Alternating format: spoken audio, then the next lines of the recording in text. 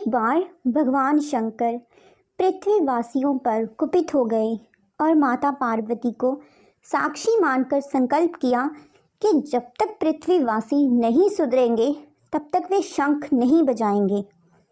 देव जानते थे कि शंकर भगवान शंख बजाएंगे तभी तो बरसात होगी। इससे घोर अकाल पड़ गया। पानी की एक बूंद तक नहीं बरसी। धरती पर त्राहिमाम मच गया।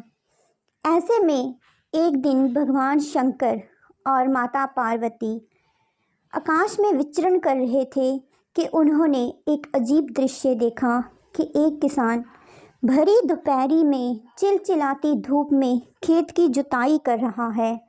पसीने में नहाया मगर अपनी ही धुन में मस्त।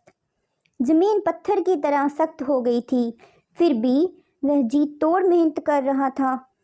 उसकी आंखों में एक आत्मविश्वास था और उसके पसीने की बूंदों से उम्मीद टपक रही थी।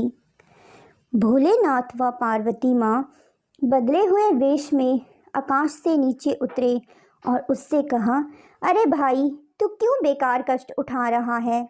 सूखी बंजर धरती में केवल पसीना बहाने से ही खेती नहीं होती। किसान ने भी हल चलाते चलाते ही जवाब दिया, हाँ बिल्कुल ठीक कह रहे हो श्रीमान, मगर हल चलाने का गुण भूल ना जाऊं, इसलिए मैं हर साल पूरी लगन के साथ जुताई करता हूँ। जुताई करना भूल गया तो क्या केवल वर्षा से खेती होगी? मेहनत का तो अपना ही परम आनंद है। मैं लोभ के लिए खेती नहीं करता। किसान की बात सुनकर महादेव को भी लगा कि मैं भी तो परम आनंद की अनुभूति के लिए ही शंख बजाता हूँ। मुझे भी शंख बजाए एक बरस बीत गया, कहीं मैं भी शंख बजाना भूल तो नहीं गया। उन्होंने तुरंत अपनी झोली से शंख निकाला और जोर से फूंका। चारों ओर बादल की घटाएं घुमड़ पड़ी, बिजली चमकने लगी और जोरदार बारिश होने लगी।